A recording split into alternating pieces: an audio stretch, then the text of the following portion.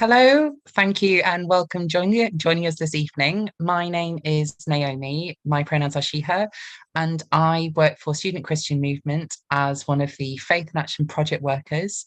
Thank you so much for joining us tonight for our LGBTQ plus History Month roundtable.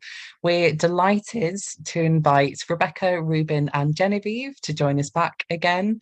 Without further ado, tonight we're going to be talking about queer experiences in the church and sort of talk about how our experiences have differed, and also just kind of talk about what church looks like for us now as queer people. So just as a kind of nice introduction to it, I think it'd be great if we could just go around, just give our names, our pronouns, whereabouts we're based, what we're doing at the moment. And then there's just kind of a nice icebreaker question. If you could dedicate a museum to one specific food, what would it be? So start off, just because you're next to me, Ruben, would you mind going? And then we'll go Ruben, Genevieve, and then Rebecca. Yeah, of course. Thanks so much for having us. My name's Ruben, my pronouns are he, him, and I'm a final year theology student in Cambridge. And I've been thinking about this question all day since it was shared on the group, and I think the museum would be dedicated to soup because I'm very into soup at the moment. I think there's a lot of scope there. Hi, I'm Genevieve and my pronouns are they, them. I am a filmmaking student in my first year here in Brighton. I might cop out and say a museum that's dedicated to like the national dish of each country, because they can learn a bit about the history and all the other stuff about different countries. Hello, I'm Rebecca. I've just started a PhD in environmental science. I'm in York. My pronouns are she, her. And this has been a really hard question of all the ones, actually, to prepare for. And I think I just ended up thinking about Maltesers and Kinder Buenos and how much I love them. So Kinder Buenos, because Kinder Buenos, they were my favorite when I was younger, and then I got sad because they have so much like pointless plastic. They have like the outer bit, and then they have the two, and that makes me sad because pointless plastic. So then I don't buy them as much. So when I see them on the shelf, I'm like, the Kinder Bueno. So they're like a rare treat. So maybe it will be a museum to the Kinder Bueno with a question at the end of why so much plastic and can we do anything about it, to get like from the public, maybe. Maybe that's how you'll earn your million, Rebecca, coming up with the plastic-free Kinder Bueno. Change the world. Yeah. Also, Ruben, I love your idea of a soup museum. I also love soup, partly because it's very hard to make, I think. Well, having said that, I've actually made some horrible soup, so I think that is possible. But yes, so I also have been thinking about this question all day. And recently I've been on a bit of a hot chocolates push just because I don't know, it was cheap in the supermarket, so I just bought a load. And I often have marshmallows with hot chocolate. And it got me thinking about, well, actually marshmallows are such a versatile substance. They're kind of unto themselves, really. And then I started looking a little bit into the history of marshmallows, and apparently people have been eating them as a sweet treat since Egyptian times, so sort of like 2000 BC. So there's a huge amount of history there, clearly. So, I mean, I think a museum around the history of the marshmallow would be pretty amazing, actually. Well, I never knew that. Blimey. I know. It makes me want to go away and learn more about marshmallows. So.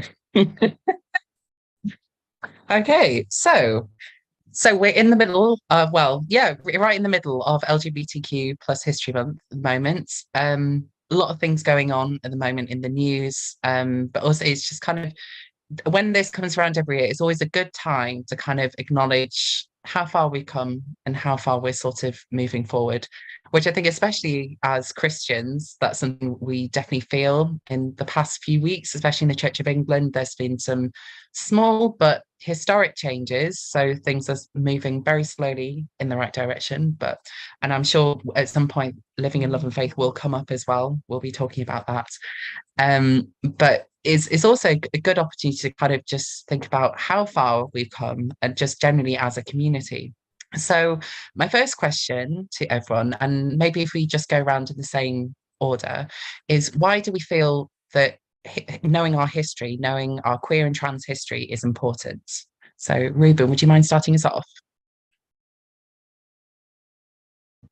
Yeah, I think one of the reasons that it's so important is because it's been suppressed historically in the sort of distant past, but also in the near past. The last sort of 50 years in the UK has seen so much change in the degree to which queer history has been allowed in the public sphere.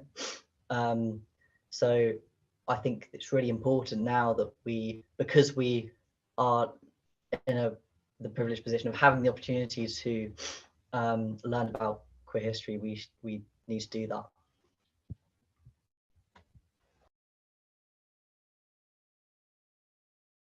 Yeah, kind of a similar thing that has been, so we've been written out of history, but we've always been there. I think particularly actually Christian history, that's like not talked about LGBT Christians, but they have also always existed since Christianity's existed. It's always important to know that you're not in like this isolated bubble. I remember when I was growing up and realizing that I was queer, all the media that existed when I was a teenager was just about the AIDS crisis in the 80s.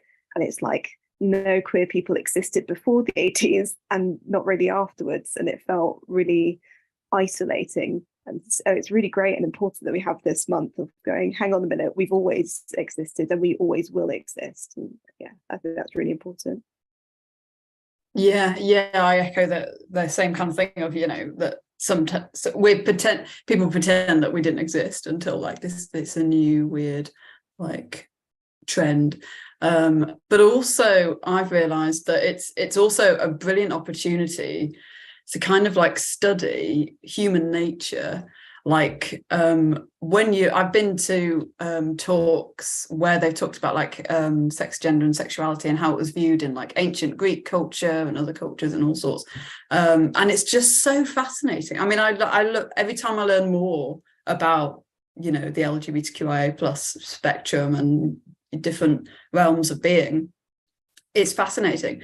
And when you learn about how different cultures in different historical times regarded these things and how people interpreted it, like I went to a showing of a documentary about Anne Lister, because Anne Lister College in New York now, and it was interesting where they said like how Anne Lister herself or themselves, I don't know, displayed kind of in the diaries that Anne Lister wrote, indicators of being a bit gender fluid. And of course, you know, gender is so culturally contextual. And so, yeah, it's just so fascinating when you look back at the history. It's also like a way of exploring just human nature in general. So there we go. Definitely. I love that you know, what you're picking up then. And actually it kind of, I think especially as Christians, I think you sort of mentioned this as well, Genevieve, is, you know, we are lucky that we have this ancient text in the Bible that, you know, has so many incredible stories in there. And yeah, I mean, just as kind of a follow-up to that, I suppose I wonder if there's any passages in the Bible that, you know, of course, you know, lenses around queer and around gender and queerness and all of those kind of things change over time. But I mean, for me personally, I think there are some really beautiful passages where we can still find ourselves within those passages and kind of relate to them. For me, one of the big ones is the story of Ruth and Naomi in the book of Ruth. It's a beautiful story. In fact, that's my namesake. That's actually why I changed my name to Naomi. It's because of that passage. And it is because it's that idea of lots of different ways to read it. The idea of these two women finding love and solidarity, kind of beautiful things across bloodlines that can very easily be read as queer. So I mean, out of interest, just anyone else has any Bible passages or Bible characters that they find that really kind of root themselves in?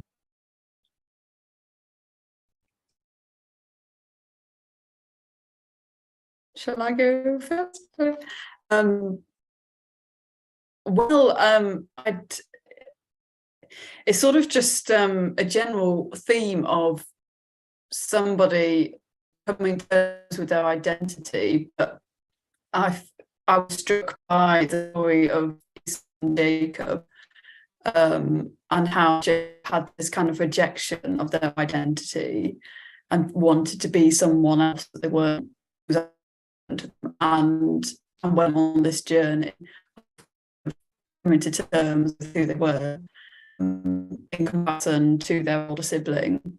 And so I found that spoke quite powerfully into sort of a queer journey that we can go on as queer people, where we might have those times of denial of who we are, and you know, there's all the beautiful kind of I am with you always and I will keep you always, you know, the words that in the story are spoken by God in the dream that Jacob has, and then the questioning, like, what's your name, who are you, which is, I mean, it literally, I mean, yeah, queer people literally get asked, like, well, what's your name now if you transitioned, or what's your pronoun now, and so it's just it's and I remember reading a book by, I think, Rabbi Jonathan Sachs, I think, who analysed this story and was like, it's showing a kind of mimetic desire from Jacob to really want to be like their older sibling because they don't like whatever they are. And then it incorporates what relationship did they have to their dad and versus the relationship with their mum and all this stuff. Like, it's a whole family drama. Anyway. Yeah, it's beautiful. Genevieve, do you have any sort of passages that you find helpful and kind of find your queerness in? I have some characters that are like, one of the local churches here had a queer theology month, and each lectures about different aspects of queer theology, and one of them was about Daniel and how there's a wording in the beginning of Daniel where it's very clear that Daniel was most likely a eunuch and therefore kind of in this third gender category, and as such wouldn't have been allowed in the temple. And I think that's an experience a lot of queer people have. And there's also just like other little characters, like when Jesus tells the disciples to find a room for the Last Supper, they say to find a man who's a water bearer, which is a female role. So that could be read as like maybe an effeminate gay man, or I read it as a trans woman. And I think there's just so many parts of the Bible where queer people turn up and we've kind of been erased and it's not talked about, but it's there in the Bible. My pastor also has a theory that the Garden of Gethsemane was a gay hookup spot, but he can explain that better than I can. But I love that theory, and that's great. And I just love all these little bits of queerness in the Bible. I have to. We won't go into it now, but I have to hear more about that. That's amazing. Okay, Ruben, do you have any passages that come to mind?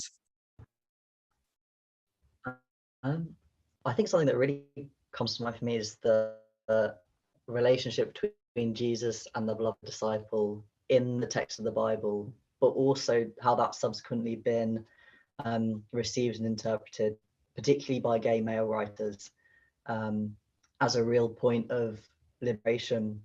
So on the one hand, people interpreting that as the possibility of a historical gay relationship, or indeed as a sort of creative reading that becomes something that provides opportunity for, it sort of becomes a real point of liberation for people who can then identify their own feelings in such a sort of important historic text. Yeah, can I you just made me think, is that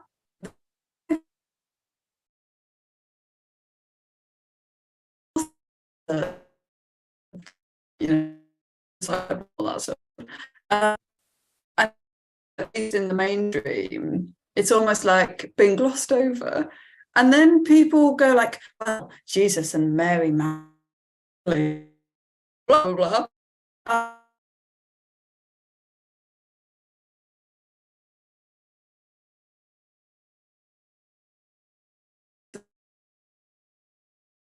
I'm just like, what are you why are you sexualizing it, or why are you assuming that they have to be in a relationship like that just because?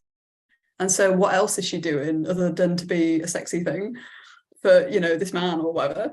But anyway, that's just a little an aside.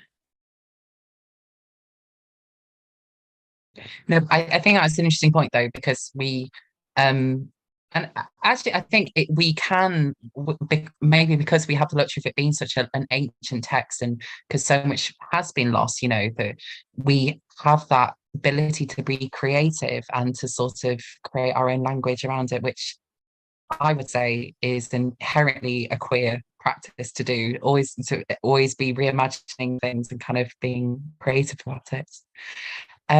Great. Well, I mean, I think that leads really well onto our next question, which is just to kind of sort of the main topic of the conversation, which is to talk about how we feel like it is, what it feels like now to be queer or trans in Christian spaces. So maybe if we go back to our original rotation, so maybe Ruben, do you have anything? Yeah, how would you describe your experience of being queer in Christian spaces? I think it really depends on the type of Christian space that it is. Because on the one hand, I think about our student Christian movement group here in Cambridge, and that's such a fantastic, sort of joyful, welcoming space to be queer and Christian, because it's very clear that that's not an issue, and you're able to have discussions, particularly because it's a space that's very open about LGBT issues, discussions on those topics you might not necessarily have the opportunity to have in other churches. And I think if you're in a church where there is affirming clergy and surrounded by people who are queer affirming, then I think it's a completely life-giving and positive experience. But I think one I've noticed around the discussions going, opinions as the big question,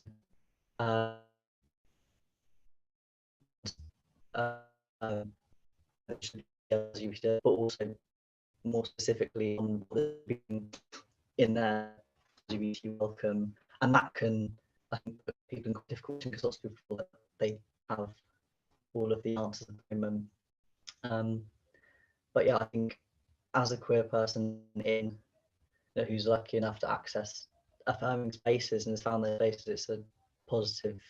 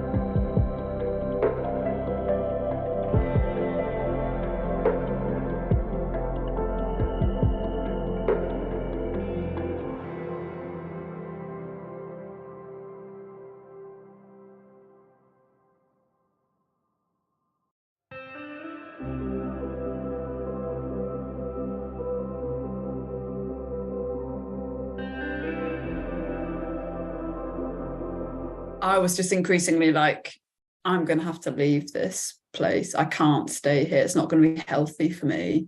it was a very conscious decision, and I just thought I want to leave of my own choice as much as it can be my own choice, because not really, instead of being like chased out essentially by a load of horrible negativity that has happened to some people from the church who have since, they're still really hurt by it, and they don't want to walk back into a church, even one that is affirming now.